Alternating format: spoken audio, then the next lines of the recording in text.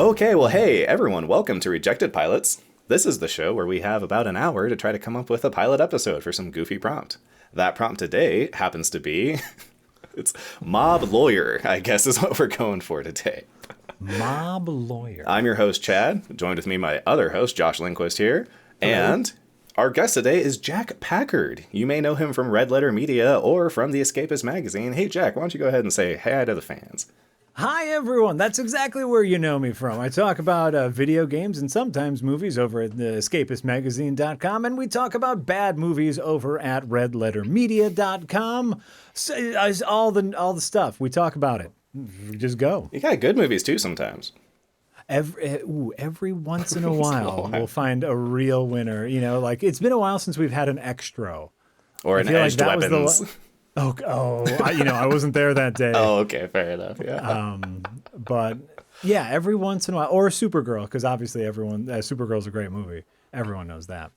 Mob lawyer, mafia lawyer. So the first thing that I guess we have to figure out is, what does that even mean?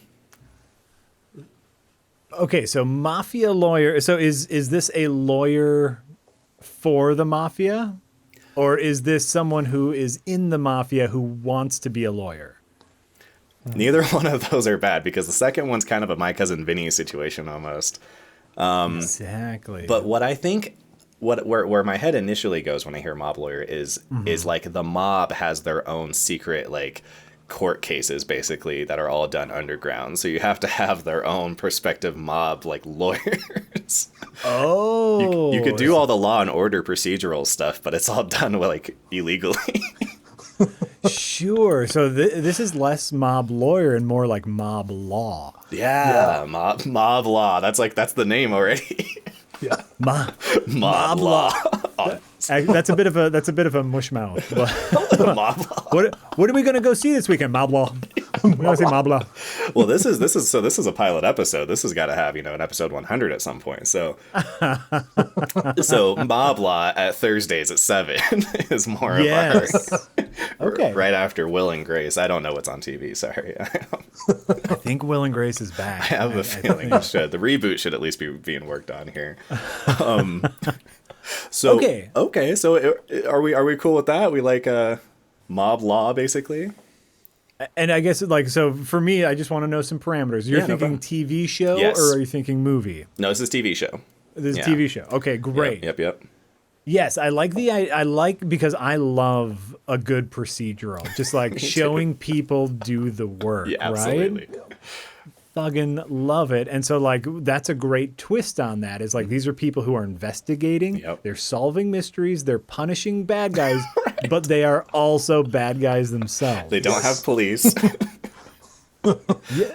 Well, and if you think about it, if you watch The Sopranos or something, then or even certain movies, you'll see every once in a while they will have that scene where it's we don't want to go out and whack so-and-so because they're our business partner or something. So we have the Don will do arbitrage between, these two different, this guy's mad because he, wants 2 more points on the VIG of whatever. And so we have a little bit of basis for, this kind of, we don't have to create this completely from scratch. What we're doing is basically expounding on that into there's a full court situation now.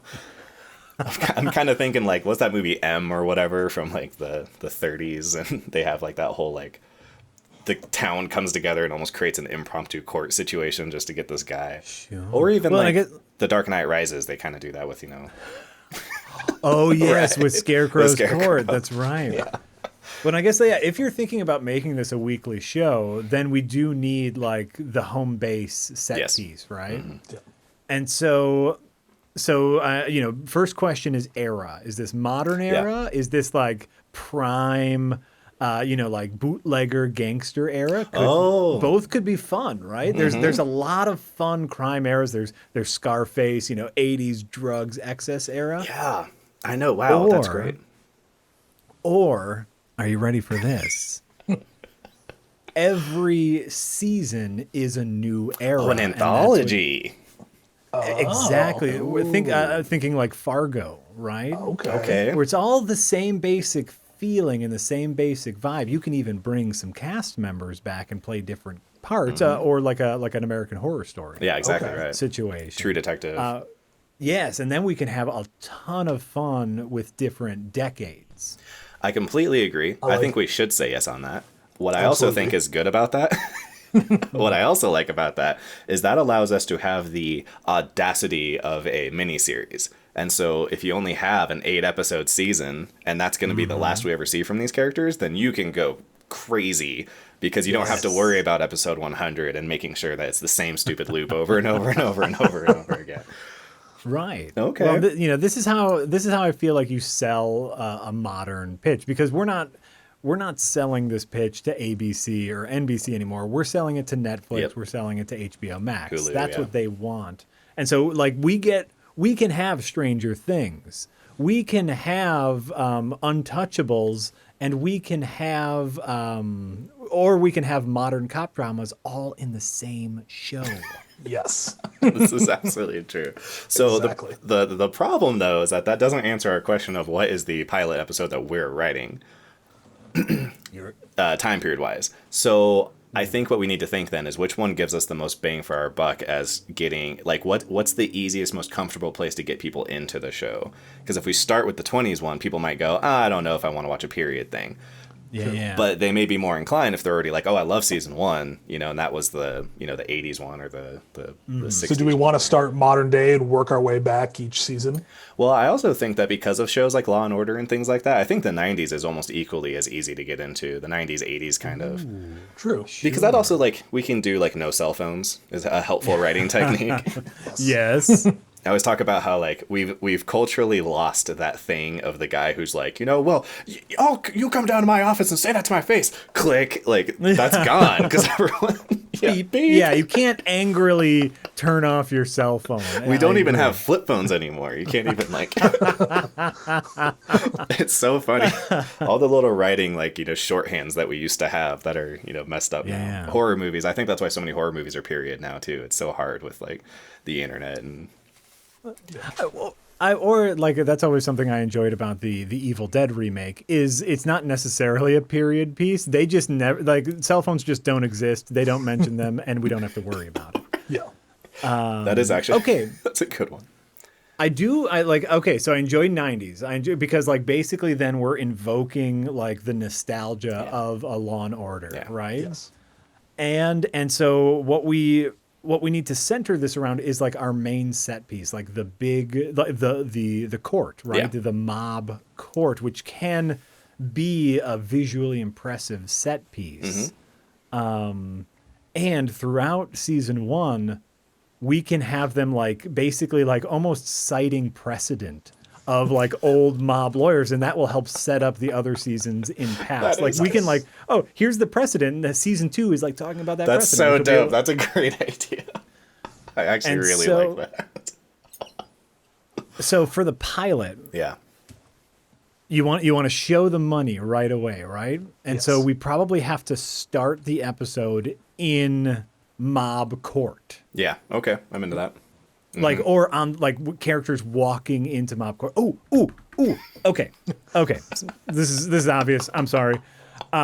We have 2 guys in suits talking about their court case. Okay. Yep. Talking about, like, oh no, we can invoke this law. We can invoke this law. Oh no, my guy's innocent. Blah blah. Like, we have them talking about it as if they're lawyers. Just a 5-minute bait and switch. They're mobsters in mob court. Yeah. Yes. Yeah. I'm super into that. Okay. What if this would just be like a visual thing? I was thinking that would actually be fun to do while we start going into intercuts of them actually, like, they've already done the court case. But that's kind of just more of a visual gag thing than necessarily being, like, super meaty. I think one thing we need to establish here is then, so who is our protagonist? Or are we doing more of a Law and Order thing where it is the ensemble? Like, are we... Because one of the problems is that mob lawyer infers mob judge. Like, Yes. It's like, how far does the metaphor actually carry over? Is it kind of just like there's a guy and then there's, like, defendant, prosecuted, or prosecution and then defender? Or is there, like, do we have, like, mob stenographer? It's kind of like, how deep do we go? Absolutely. I mean, like, I think that's part of the fun of it, and like, that's Tommy the records guy. Tommy the records guy With a bad eye. Like, I don't know how funny we want this to be, but it's like, read that back to me. He said, "Fuck you, Your Honor," and then they shoot the stenographer. Like, I didn't say that. I think you do actually want to go pretty funny Yeah. to survive. This would be a very hard thing to take too seriously. Yeah. But maybe we'd want to stay out of like Looney Tunes area though, so that we could Sure. still have at minimum the implied weight of things happening. Because if stenographer gets shot right off the side or something like that, then why are we doing all this court stuff? Like, just shoot the guy. Exactly. So there's kind of like, you need a little bit of a but I do think the comedic approach is the way to go. Okay. If you're gonna have your show be called moblaw or something like that. Here's my lore. Here's the lore that I would like to add into the world of moblaw, which is they don't have juries because getting that many mobsters in one room, that's tricky. Bad news. What they have is like a council of elders, and so I'm picturing like 3 or 4 judges who are like the heads of family or high ups in different families, Yeah, right? totally. To be as objective as possible. And so, when you plead your case, you are pleading to your council of elders, none of which are necessarily for you or against you, because mob families have to work together, sometimes have to fight sometimes. Or maybe one of them's for you because you're in his crew, but at least it gets balanced out by the other ones, Exactly. Yeah. That's that sort of thing. I'm into that. So then we have to figure out basically is this Better Call Saul? Are we following kind of the misadventures of this one guy? Right. Because I guess that's the thing too.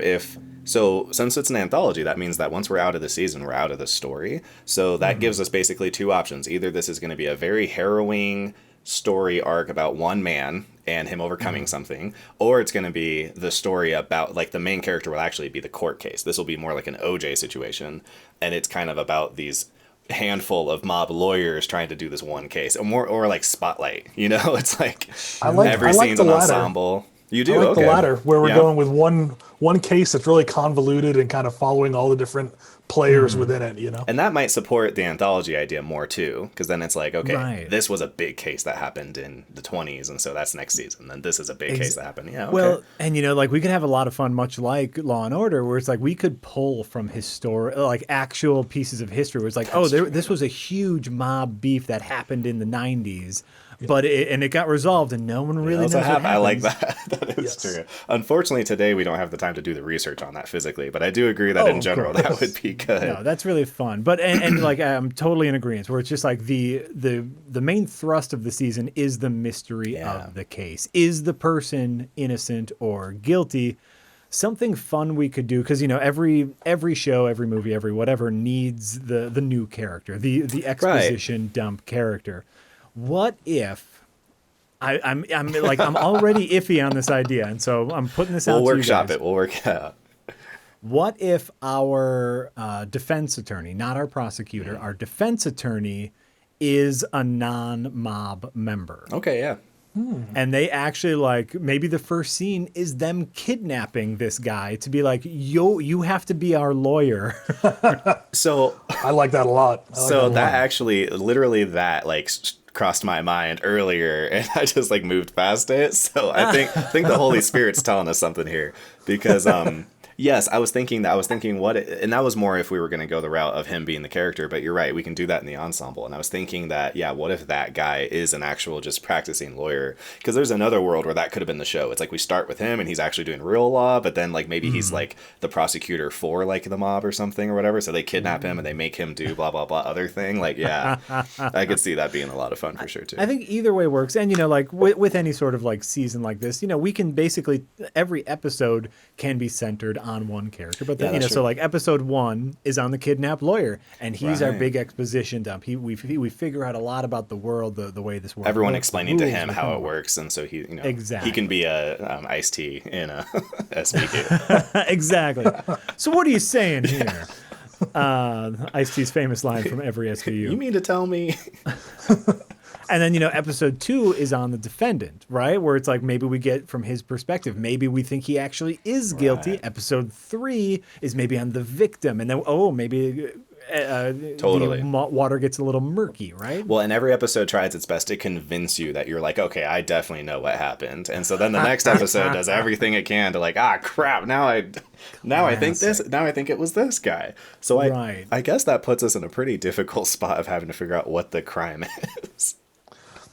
Ooh, missing money is low-hanging fruit right there. I think so, and I think it's because if we do like murder or something like that, then there's definitely the impetus for the mobsters to just dispense mob justice. Oh, that's what the show should be called, Mob Justice. Mob Justice. Yes. Ooh. Thursdays at 7. Actually, but that could be a fun twist. So yeah, like initially it's just like, oh, we have money missing. Our defendant has been accused of skimming or stealing from the family, right? Oh, huge crime, right? Yeah. But then like that could be a fun thing in like episode 2, or even like that's like the cliffhanger of episode 1. Is he's accused of stealing all this money, and then as we get to the crime scene in episode 1, it's littered with dead bodies. Like there was a huge murder scene, and he's like, "What about all these dead guys?" And they're like, "Oh yeah, dead guys happen all the time." That's whatever. We're in the mob. We care about our money. I love that. I love that. Like that's just a fun bit. No, that's really good. Well, okay, so I guess that kind of leads us into a thing too. What's a show that's only about lawyers? Ally McBeal.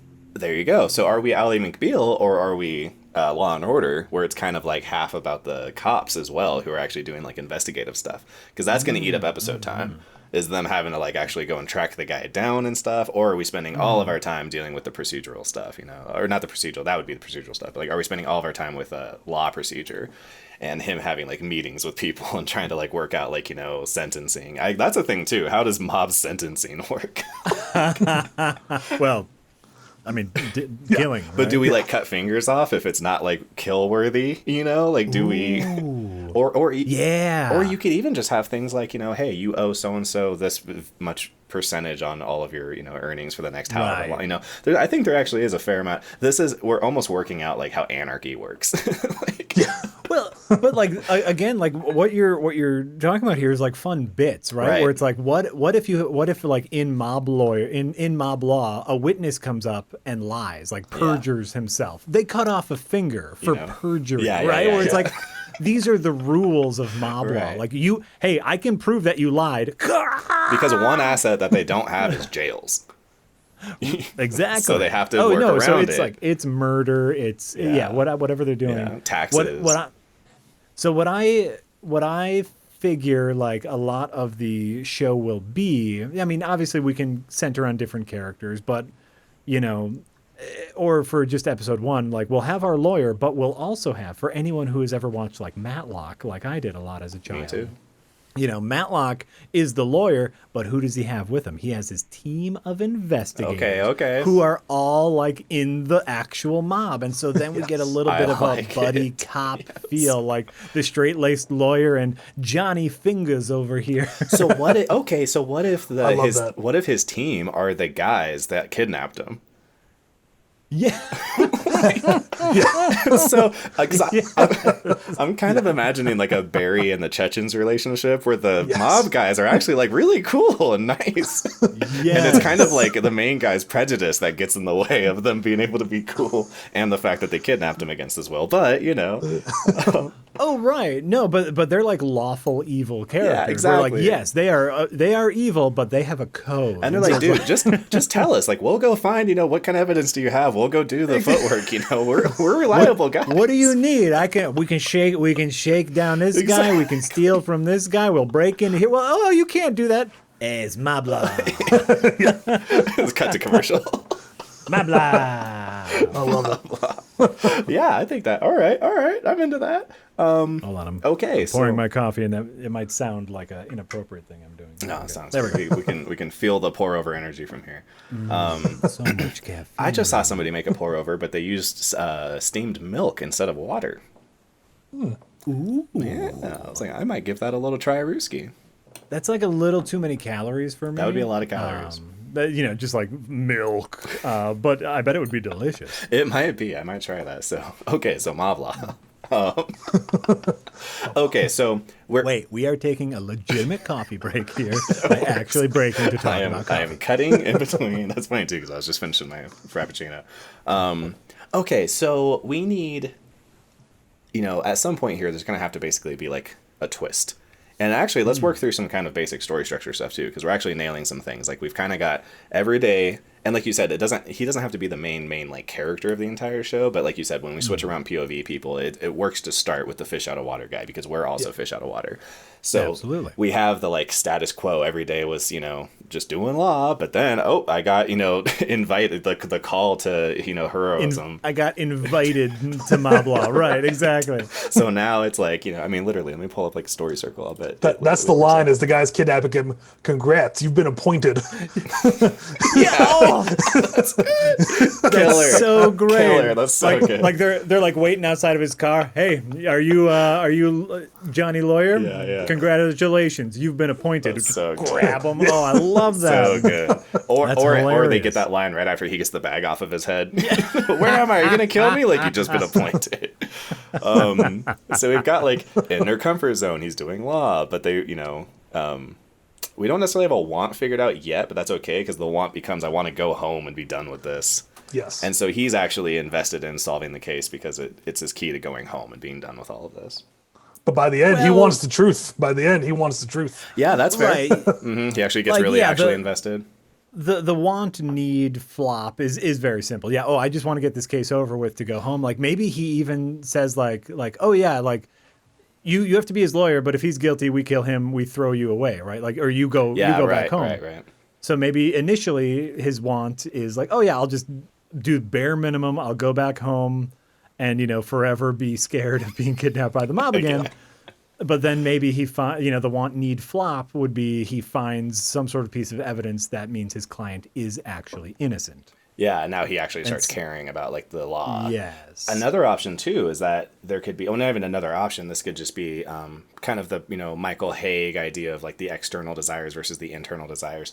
That what we just covered could be actually more of the like kind of external, like his living in his false identity, thinks that I just want to go home, but his real internal desire is like and we could even establish that before he gets kidnapped, is like I want to like actually do impactful law. I feel like so much of this is a kangaroo court, and they kind of had me do these stupid cases that are kind of obvious, and now this leads him into getting his first opportunity to do like a law, like a case that will end in someone dying, where he's been like, kind of handling stupid stuff before. What's really boring law? Like, yeah, he became a lawyer to like defend the innocent and like bring justice to the world, but he's doing like copyright claims. Yeah, like, right. Yeah, he's doing like property law. Yeah. Exactly. Yeah.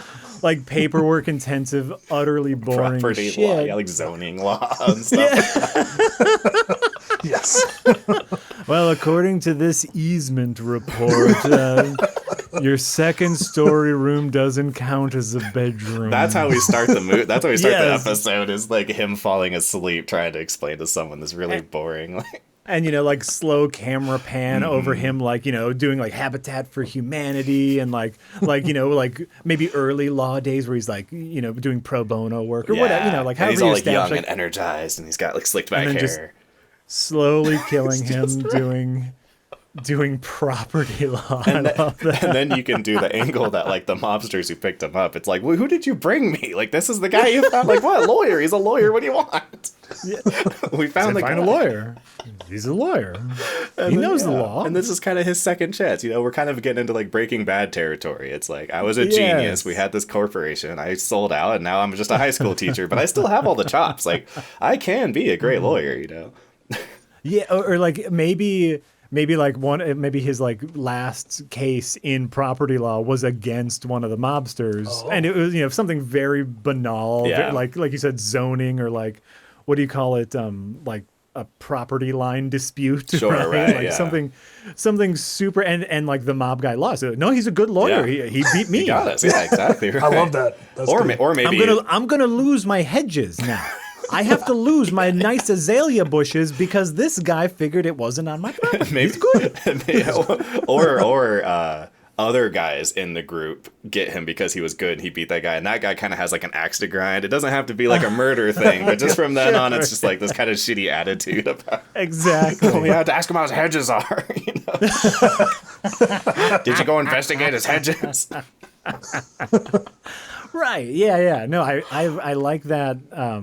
That's good. That's like a good internal motivator. That's fun. So this kind of gets us into our, enter an unfamiliar situation. They've been poured into this. Now we get into adapt to it, and I think this is that part that we're kind of messing with here, where he's realizing that like, oh, this is like, I feel alive for the first time in however long. Mm-hmm. I wish it wasn't under these circumstances, but this has kind of changed my life for the the better, and I'm actually getting involved in this. So we basically need kind of what happens in this court case. And that's why I was saying the crime specificity, because you're going to want some kind of twist.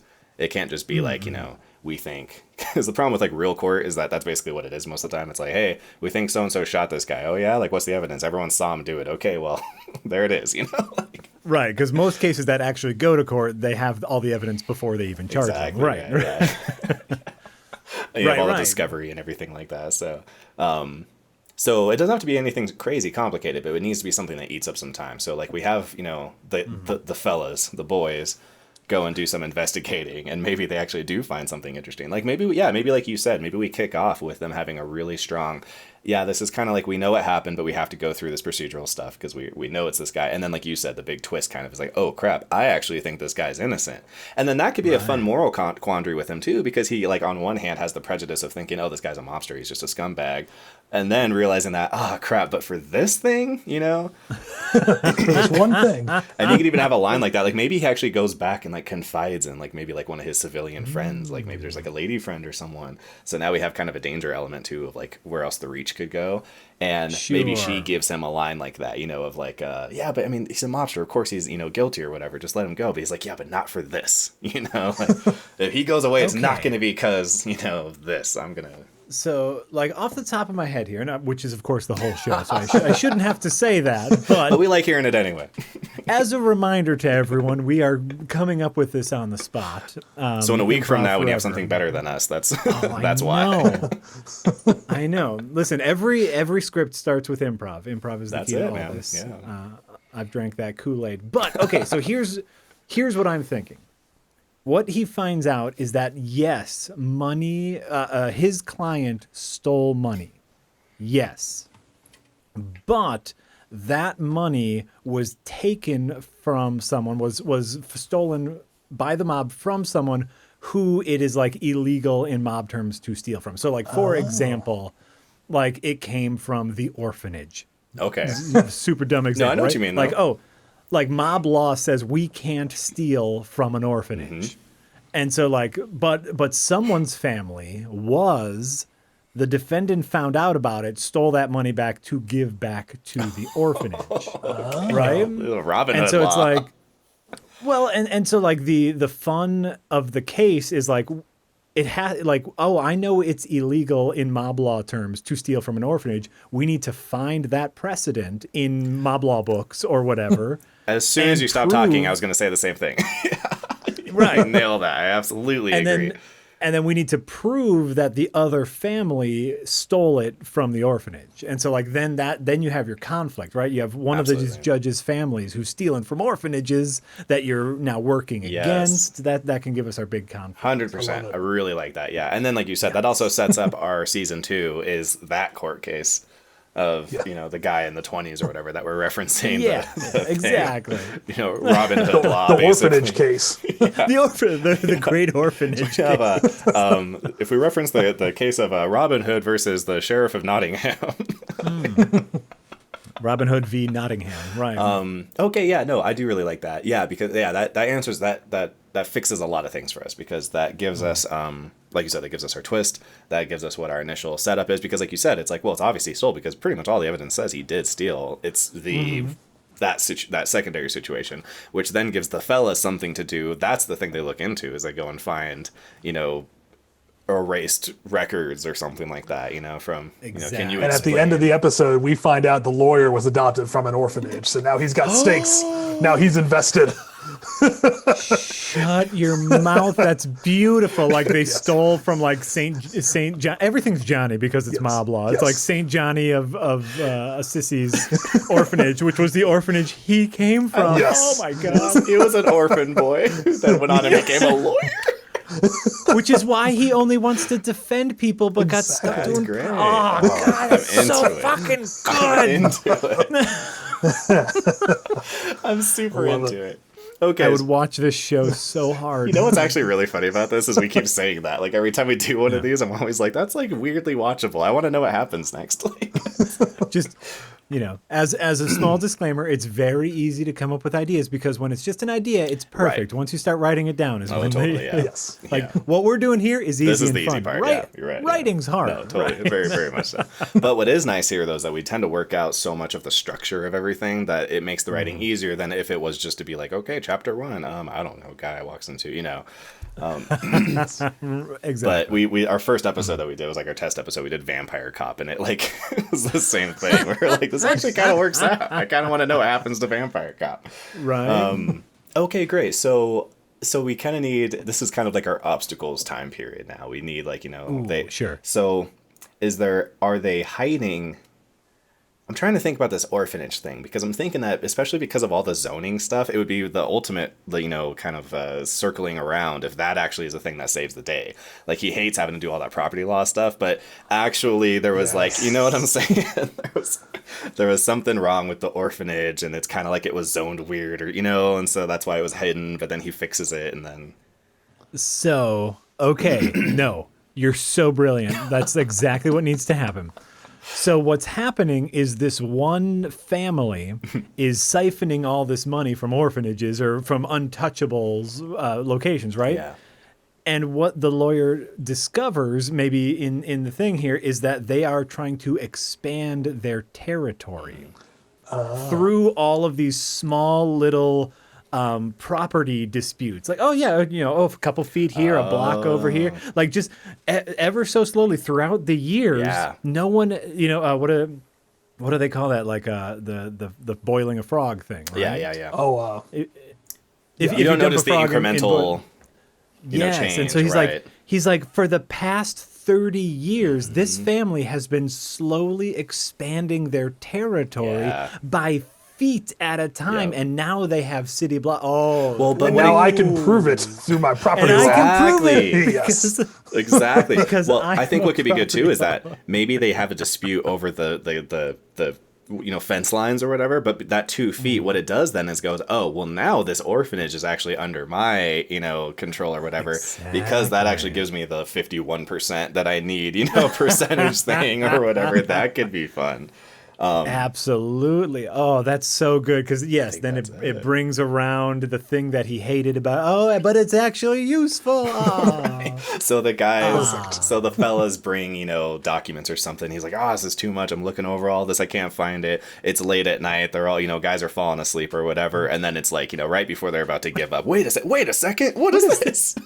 This is just property stuff. Oh, this is stuff I did at work. But wait a minute. This isn't right. This is. Wait a minute. That's the moment. Moblaw. Commercial. Yeah, exactly. Right to the commercial break. We got to have like the biggest, burliest mob guy be his paralegal. Be like, I'm Roy. I'm your paralegal. Do you have experience? I got lots of experience. Not as a paralegal, but I like the idea too that he's like giving up. Okay, guys, you can all go home, whatever. You know, we'll check it again tomorrow. And then like it's one of those guys who's like, wait a second, but what about this? And you're like, huh? But then we cut to moblaw before we know. We don't know what's going on until we go to court. And then, you know, that's his kind of like silver bullet of like, but one more thing. I would like to bring so-and-so to the stand, you know? I love that casting, by the way. Like rest in peace, Tiny Lister, but like some sort of Absolutely. like, you know, like, or who was what was his name? Carl Duncan? That's not right. you're thinking of the guy from the Michael Clark Green Duncan. Mile. Michael Clark Duncan. Clark Duncan. 100%. Yeah, like, you know, some like big actor, Even like a Lou as, like, Ferrigno or someone like that, you know? Yeah, it's just like the silent paralegal who's just like super intimidating but handling paperwork. I love it. Kevin Smith actually had a good bit about that. He was talking about he used to write. He was writing for one of the Die Hard movies, and this Bruce Willis's bodyguard, this just like huge, bald, jacked guy, was hanging out with him all the time. And Bruce is like, hey, here's some rewrites I want. Go, in the trailer basically and work on these rewrites with, this guy. And he sends his bodyguard. And he's like, why is Bruce Willis's bodyguard hanging out with me? And he's like, I'm a writer. He's like, where is it written that I have to be a fat guy to be a writer? That's awesome. So I'm definitely getting those vibes. The guy's like, I'm just a paralegal. Like, I just work out, man. Like, I don't beat people up. Like, come on. I'm a cousin. Like, what do you want from me? Wow. Yeah. Examine your biases. Exactly. Oh, yeah, I'm the bad guy here. Okay, sure. Okay, so we have, we're kind of getting into our finale now. We have to have, like, that big court hearing. We should probably name some people. Name some people? Yeah, maybe the main character here. Well, we also... all right, so we've turned it into Better Call Saul also. We got to work back into... It's a very good show. It is a good show. That does work. It's one of the best spinoffs I think I've ever seen. It's also how to do a spinoff. I'm in the minority here. I prefer Better Call Saul to Breaking Bad. I couldn't even get through the first season of Breaking Bad. I did not care. That's because the first season's not good. Yeah, I've heard from someone, oh no, it gets good, but I was like, I don't got time for That's a real thing. Video game world has that problem all the time. It's like, oh yeah, this new Final Fantasy game, it's fantastic after the first 120 hours. Yes, you have to grind for 40 hours, but then, it's oh my great. goodness, it's so incredible. I think what those people aren't catching is I think all stories give you a certain level of Stockholm syndrome if you spend enough time with people. True. Absolutely. So I, off the bat, am not a huge fan of Ally McBeal, but if I've watched, 3 or 4 seasons of it, Jenny Nicholson just released a 2.5-hour video breakdown of Vampire Diaries. And it's got to be hard not to, after a while, be like, oh my God, no, he's cheating on so-and-so? Like, because you've been watching it for so long. It feels like you're friends, Yeah. Absolutely. Or you can just watch Jenny's video on it because she's fantastic. And the video, I feel like I know more than enough now. I don't have to see the show, especially 2.5 hours. Okay, so I don't know. Yeah, anyone want to, I've got our lawyer, Eddie Mason. Eddie Mason. Okay, I'm into that. That sounds like Perry Mason. Yeah, I'm into Oh, yeah, that's where it came from. Darn it. Crap. You're like, it feels so right. I don't know what it is. Well, that's okay. I was going to say something like Mickey or something, but that would just be Mickey Blue Eyes. Right? That fantastic movie.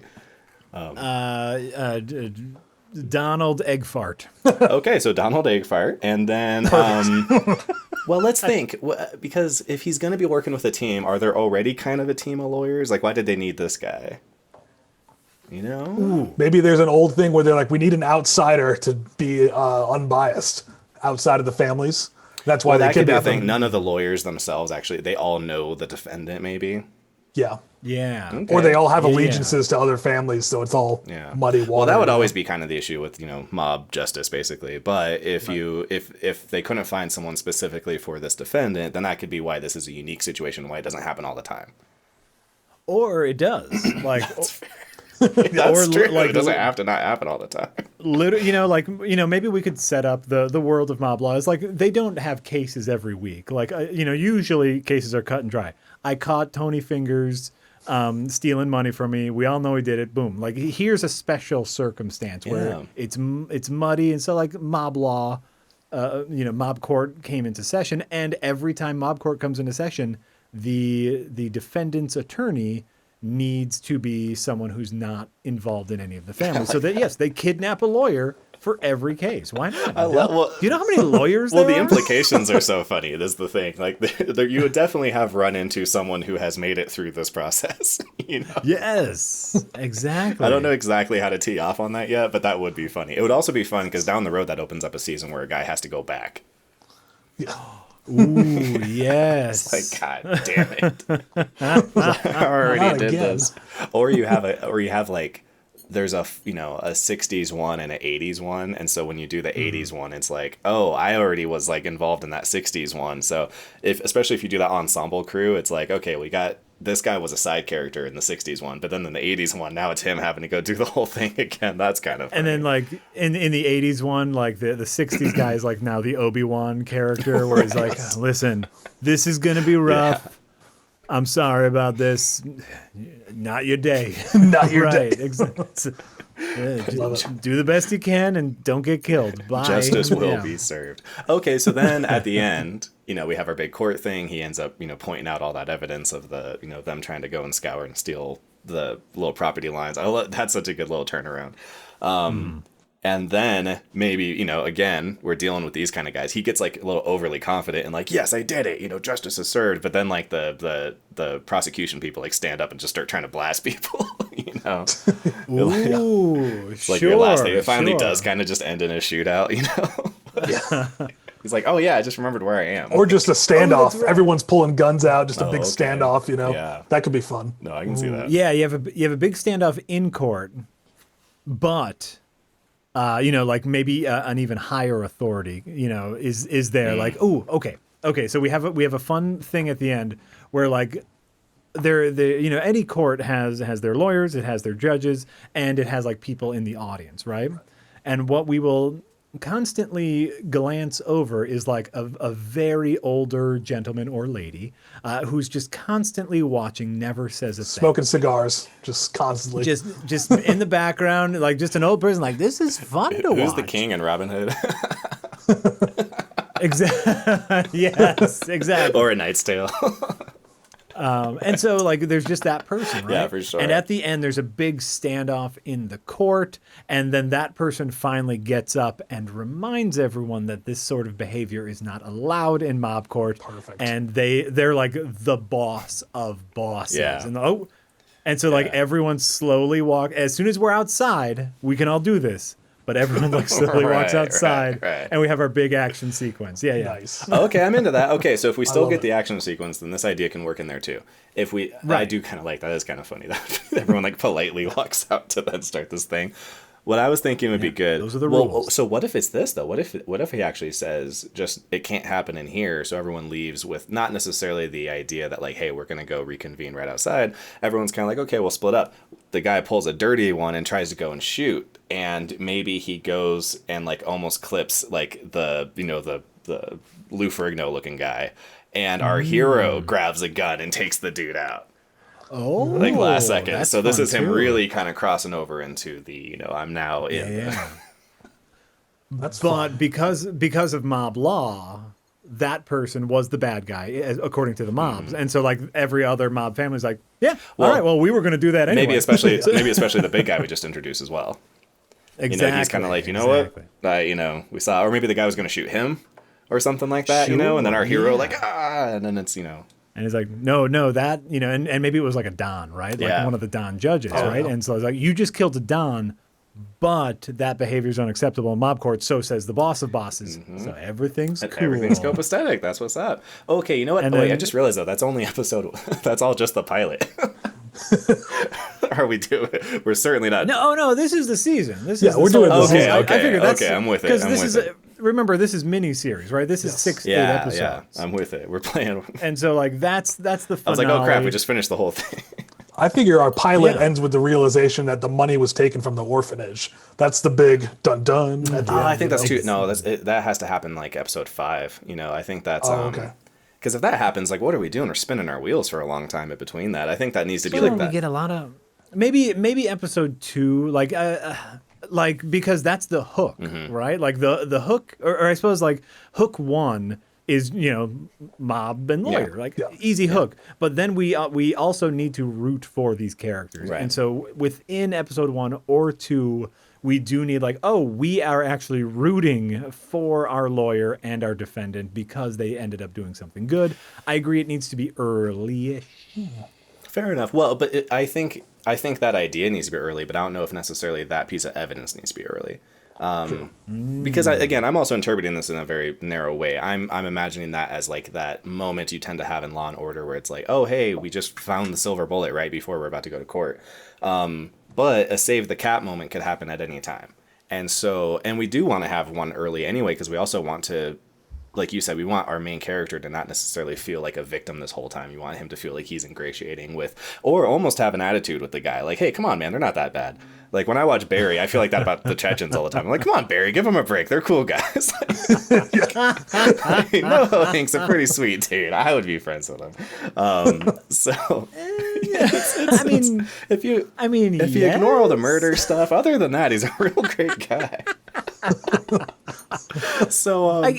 I guess like that realization that's something to be sussed out when you're editing scripts. Yeah, it's like, right, you know right. that's going to happen. How far can you stretch an audience's attention though before they need to root for someone? Yeah, right. Mm-hmm. The other thing too, that's the real question, is sometimes you can also do like addition or subtraction. We can have a kick the dog moment with the other guys. And kind of be like, okay, well, like, we're mobsters, but like those guys, you know, they're yeah. No, and I guess like I'm thinking specifically of Barry, where it's like I want to say episode 1 of Barry, he kills the guy, but it wasn't until episode 2 that he starts to realize like that he wants to get out of the business. I don't think he kills the guy. I'm trying to remember. Because the guy he's sent to go, man, how does that end? Because that guy doesn't die. No, right? in season 1, the Chechens killed the target because he's procrastinating on doing it, and then he kills the assassins except for NoHo Hank. But is that episode 1? Yeah, that is episode 1. Okay, that's fair. I thought it took a couple episodes because they do a lot with that Ryan character before they kill him. Like he gives him the name, like Barry Block and all that stuff. And I guess in Barry, because like that's we're obviously pulling a lot from. I actually didn't make that connection until just now about how much we are kind of doing Barry. And that's fine because Barry's it's a fantastic show. I can't wait till season 3. And so like I guess even before that, we know that Barry is someone to be rooted for because he is striving to get out of the game, right? Yeah. And so like. Again, we're playing with that. I don't know if either of you have seen the first 2 episodes of WandaVision, but it's like playing with the audience's tension, right? And it's like we all know what an audience wants from a show. They want a good guy to root for. They want a bad guy to be the bad guy. But there's a little bit of leeway where it's like, we don't know what's happening yet. And how far can you pull that until the audience breaks? Certainly, yeah. No, absolutely. I mean, The Sopranos had that same issue. I think they were the first show that had the protagonist kill a person on camera, and there was like a lot of pushback and stuff from the studio being like, "No one's gonna like this guy if he's out there murdering people on camera." Like how are you gonna root for this guy? And what they did a good job of too was like you being able to have that duality at the same time. I never got to the point where I think I would say I really like him and I hope he ends up just fine. You kind of almost agree that like he needs to be stopped at some point, but until then, let's enjoy watching all of this drama play out. Absolutely. And I think absolutely, yeah, and we've gotten so much more into like anti-heroes these days, so that kind of gives you a little bit more leeway there. But what we're working on too is also a little, I don't know, it's probably not, because Barry's pretty funny too, but Barry does a really good job with the dramatic parts. When they want you to feel a certain way, they nail it. No, there's a beautiful balance there, and yes, where it's just like, but they, and it was something important for moblaw is like having these clear and established rules, right? And so then like, even though it is like, NoHo Hank is funny because it's a serious show about mobsters and assassins, but he's just a cool guy who talks like, hey, I'm just a normal guy, and that juxtaposition is funny. Absolutely, yeah. And so like it's the same here where it's like, oh, this is a mob law situation. These are dons, these are hired killers. But if someone just like is checking their Instagram, or I guess this is the 90s, but like if someone is just doing like a very normal thing, that juxtaposition is going to bring in comedy. You're totally right. If they go out and they're just like getting like coffee at Starbucks and stuff and kind of talking about regular stuff, it's like it wouldn't take long. And that's kind of the same thing with any kind of fish out of water story. It's like the guy goes and gets abducted by aliens, and what's that video game movie? The Last Starfighter. The Last Starfighter. Yeah. It's like there's that transitionary period where it's like, oh my God, everything's so crazy. But then it doesn't take long before it's like, oh, they're just like us. Like, no matter where you go, they look different, but they're just people. Everyone's just people. And so when except for aliens. They're not humans, but they're like, they're like people. They're alien people. They're just like people. I say the same thing about my kids. Yeah, they're just like just small. That's all. Just small. Sometimes. Not a lot of life experience. Well, I think what would be a really fun button as far as like season wrap up is that after we get through the case, after we get through the big action sequence at the end. I love it that the lawyer does the final killing and gets off scot-free. I think that's really fun. Is we get to the point where the mob drops them off and like, hey, by the way, you can't tell anybody about this or we'll kill you. 100% agree. And then just kind of leave him on the street. And he doesn't get paid. He doesn't get anything out of it. Because they're still mobsters. Because they're still mobsters. And it's like, hey, you did a great job. You saved my life. If you tell any about this, I will kill you personally. Bye. Now, he doesn't get anything material out of it, but he did successfully finish his arc of, I did the thing. He's grown. He's a better man. The rest of his life will be different.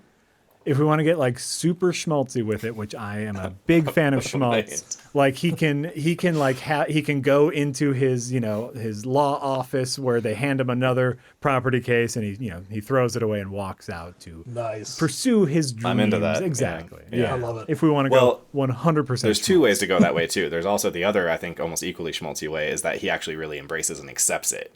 Of like, you know what? There is no too small of a thing or whatever, and or this is what I'm good at, and it saved the day a minute ago. So now I have a renewed zest for. Also, I don't want to get in shootouts anymore, so maybe I kind of got it out of my system. Like there's options. There's definitely options. Or you just leave him on the side of the road. The van pulls away and credits roll. That's absolutely an option too. I dig it. And he's just like that. That's it. I like all three of those. I like it too. We'll do a clue ending depending on what randomizer you got. You get a different ending at the end of the show. I love that. I'll have HBO Max see if they're doing that. Okay, well, like based off of the algorithm, we think you will like this ending best. Does Netflix how do is that that? not happening? Totally do that. Well, especially after they did Jabberwock or whatever. Oh Lord, whatever that thing was called. The Choose Your Own Adventure game. Yeah, they get totally started. People have talked about it. I've heard some because they're like.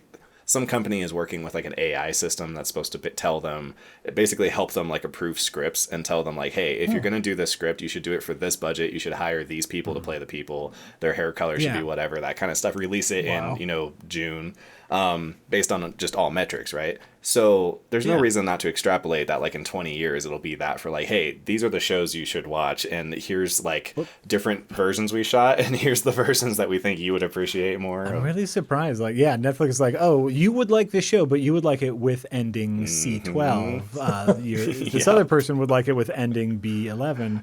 I mean, Netflix already has like a perfect mapping of the human brain as far as like the things we will enjoy. Basically, yeah. Like I've had a few friends who have worked with Netflix on a writer directorial point of view, and like they're very lenient as far as like after they approve a project, but like they will give incredibly specific notes about edits where it's like, oh, this needs to happen here. We know that if this doesn't happen here, people click away. So make sure you do this. Like they're very like flexible within their algorithm. But that honestly kind of seems like useful data. Like I would like to see a Save the Cat style book, like that, the Netflix way or something. Because like you said, it's even like some lady was talking to Lex Friedman about this, and she was saying that her major was in like philosophical studies, and so she got asked to be a correspondent with the Conjuring series, and she said that like the kind of data that they do, it's like they'll have people go and sit in a room and watch their movie, and they have them hooked up to like heart monitors and sweat monitors and eye trackers, and they will literally show them like different edits of the same scary scene, and they're not even asking for your subjective like how much scarier was this. They're just reading the data, and you can shut up. Like they just want to see what your body did. That's fascinating. So some of that's a little terrifying. It's a little terrible, and it's so it's it's not very art forward. But it is, right? Like it's not, but it is. I know this is a separate conversation, so I'm sorry for that. But a minute ago, we'll probably just button at some point, and then we'll just edit it together. It'll be fine. Like it's also is very art forward because like it's also like democratizing. It is. That like experience where it's like a good director would just know that after making so many movies. Oh, after I've made 20 movies, I really know what an audience will like. Or a new director can just look at the data like, oh, I now have that same experience without having to be as privileged as you for directing. Because you're 70 and you earned it making a million movies. Yeah, exactly. I agree with that actually. Exactly. I play Warhammer actually. It's funny. I was just watching a clip of you guys making fun of Warhammer the other day, but it was so specific. But we're talking about how it's like there's been a lot of so just imagine chess, but you don't have the squares. You have to know how many inches pieces are allowed to move. And the thing is that there's a big battle that goes on between generally older people and younger people of should we allow pre-measuring, or should you have a guy say, hey, I want to move my piece here and then measure, and if you can't move there, you don't get to move there. And I had the same argument you just gave, where I was like, you are punishing people for not having played for 20 years or 30 years. Those people's eyes are basically calibrated like a, rangefinder, and they just know exactly what 6 inches looks like because they just been playing this game for 30 years. I had just started, so why should I be at this weird disadvantage? Like, if you're going to be more skilled than me, I don't think measuring how far a piece can move should be part of the thing we factor into your skill level. Absolutely. Well, no, and then that delves into whole, like, and the only reason that you've had 20 years of experience is because of the privilege, because of your sex or race or you get into some of those status too, at one point. Exactly. Like, it's all or just age. Give everyone all the things. Like I'm age, 30, exactly. I'm playing against a 60-year-old guy. It's like, the game came out in the 70s. I wasn't going to play before I was born. It just is what it is, so exactly. So yeah. So everything's that's bullshit. that's the moral of the story. Take the black pill. Everything's bullshit. Watch bad movies. They're fun. And I am a positive person, I swear. I'm not, but I think there's plenty of fun to be had anyway, so it's all right. Well, hey, Jack, it's been a pleasure. Thank you so much for coming on and helping us along with this journey of rejected pilots. And that's one more in the bin, brother. Boom. Well, thank you so much for having me. That was very fun, just to dissect into a genre that I generally super enjoy, the procedural, the mystery. Yes. And where can people find you if they want to see some more stuff from you, brother? People can find me mostly on Twitter. If you go to @Harlack, HARLACK, that's where I tweet about all the things I do. You can head over to escapistmagazine.com. I'm there. Listen, I'm in a lot of video series over there. I do a show with Yahtzee where we discuss, we debate video game topics. I have a general video game discussion show called The Escapist Show. We do a movie podcast where me and Darren Mooney, a fantastic film writer, just generally talk about movies. Or you could head over to redlettermedia.com, and I'm there occasionally talking about bad movies that we are watching. It's a show called Best of the Worst, and you should watch it because it's fun. I second that motion. And what about you, Mr. Josh? Where can they find you at? I'm mostly on Twitter as well, J Lindquist BP, and you can just follow me on there. I'm a writer out in LA. Excellent. That's my thing. And you know where to find me because you're already watching our show. So thank you so much, guys, for coming along. This was a blast. Watch Moblaw Thursdays at 7. And we'll catch you next time. On CBS this summer. Love it. CBS All Access, though. Sorry. Okay, yeah. So the one I want to try tonight, let's do D&D players whose game world comes to life. Nice. I think there's a lot of meat on that bone. I'm a big fan. So Nice. I think so. This one seems kind of the intro to this episode seems relatively